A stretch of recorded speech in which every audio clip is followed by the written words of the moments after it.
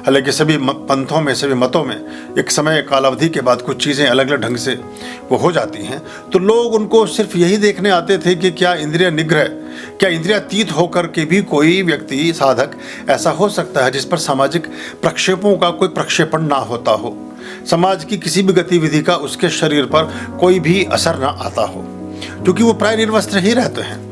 और जो भभूत है, जो राख है, जो गंगा की रेती है, उसको ही अपने शरीर पर धारण करते हैं।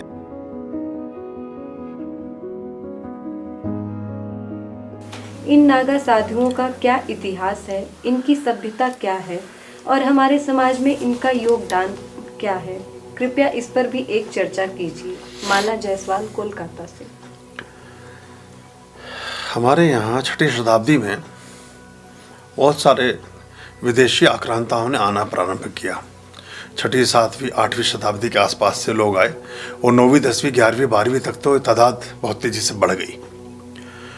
तो आदि शंकराचार्य ने एक ऐसा नियम बनाया कि जो हमारे यहाँ स्वर्ण आभूषणों का, बहुत सारे बहुमूल्य जेवरातों का, बहुमूल्य रत्न, जो ज्योतिषीय रत्न होते हैं नवग्रह के, उन सब की अंगूठियाँ, उन सब के हार, उन सब के वस्त्र, और जो प्राय वस्त्र और धोतियाँ पहनी जाती थी उस पर भी सोने की तारों से एक उसे क्या कहें, जैसे फॉल लगती है ना, साड़ी पर फॉल लगती है, ऐसे धोतियों पर और वस्त्रों पर सोने और चांदी की मीनाकारी की जाती थी, या हाथ से उसको, उस पर तारों को बनाया जाता था। और प्राय सोने के ही जनेऊ आचार्यगण धारण करते थे।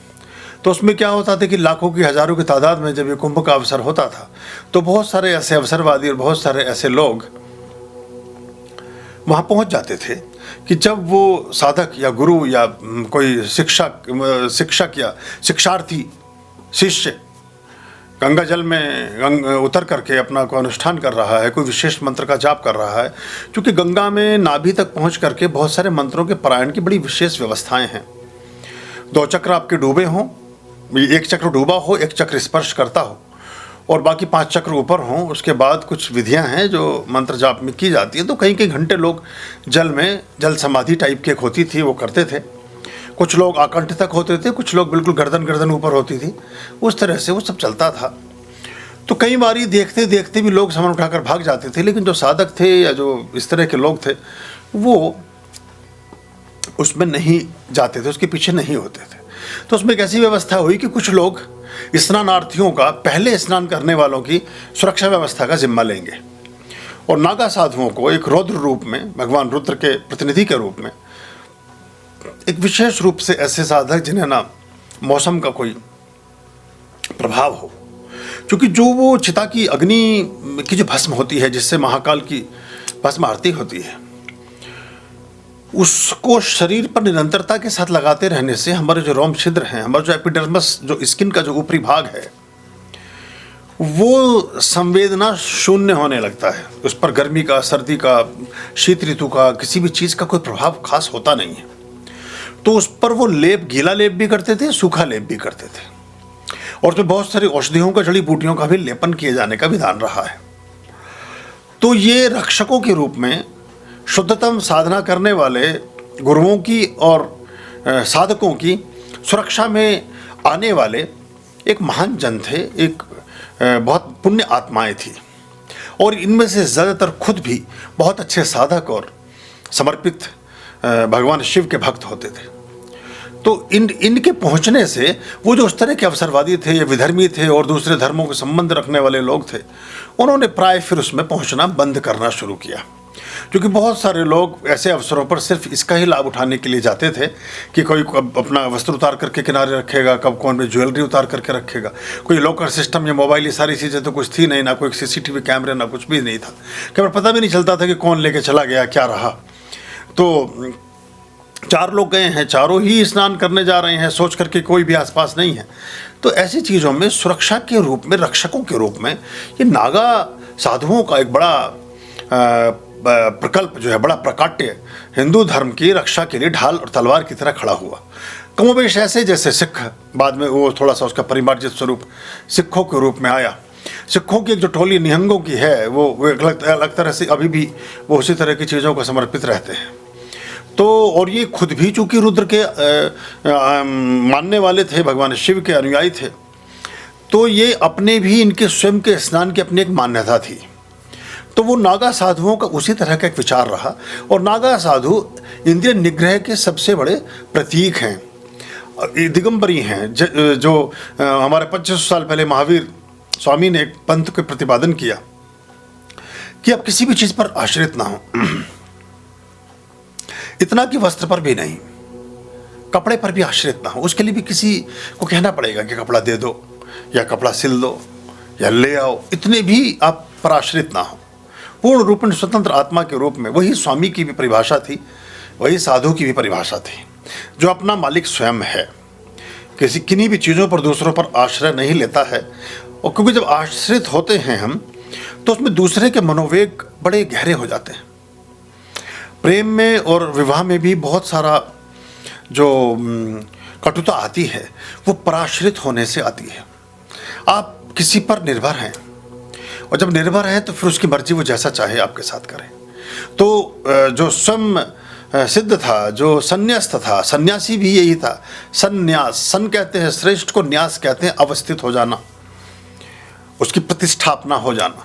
तो स्वयं में ही जो स्थित हो गया, वो फिर किसी चीज़ पर निर्भर नहीं रहता। और जो किसी चीज़ पर निर्भर नहीं है, उसे आप दुखी ना कर सकोगे, ना सुखी कर सकोगे। किसी भी तरह के भाव से वो अछूता हो जाता है फिर, क्योंकि वो खुद ही गंगोत्री है, और खुद ही घाट है, और खुद ही धारा है, और खुद ही वो गंगा सागर है, और खुद ही वो गौमुख है।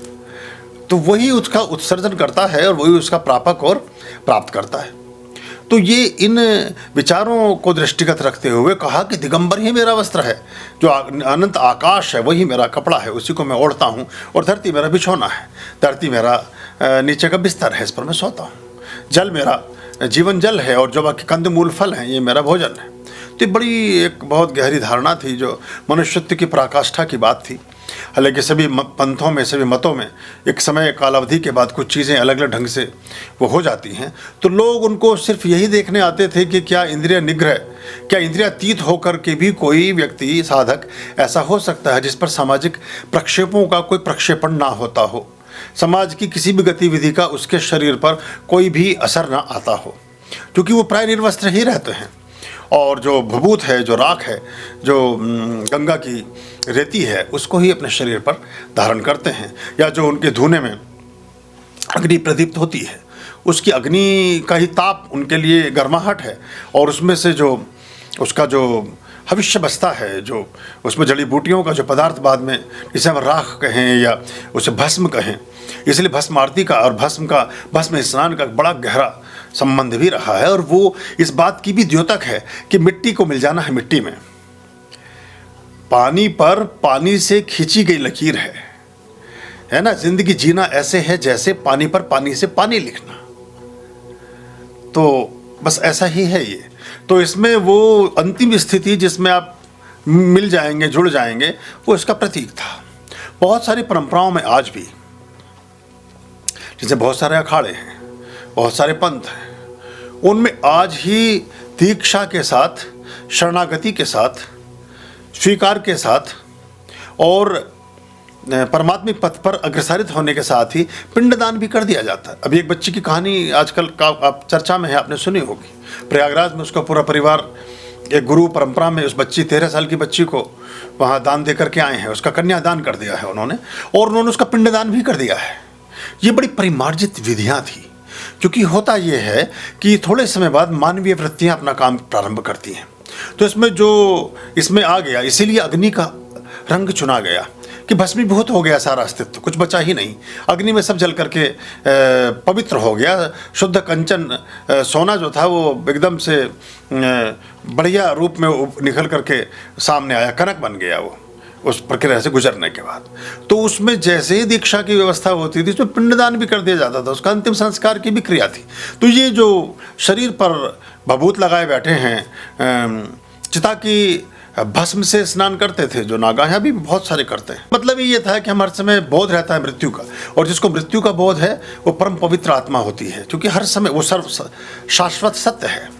सबसे गारंटेड कोई चीज़ अगर हमारे जीवन में है तो मृत्यु है, उसके बारे में कोई संशय नहीं है। कुछ और होगा कि नहीं होगा, लेकिन मृत्यु तो होगी, ये एक सुनिश्चित तथ्य है। तो उसका भान और आभास अगर हमेशा बना रहता है, अभी हम समाज में इतने सारे लोग बहुत तरह के कार्य करते हैं, अगर उनको गारंटी दे दी जाए कि फला डेट को, जब महीने भर बाद, 15 दिन बाद, 1 हफ्ते के बाद, 10 दिन के बाद, 6 महीने के बाद आप नहीं रहेंगे, तो एकदम बदल जाएंगे। वो ऐसे नहीं रह जाएंगे जैसे आज हैं।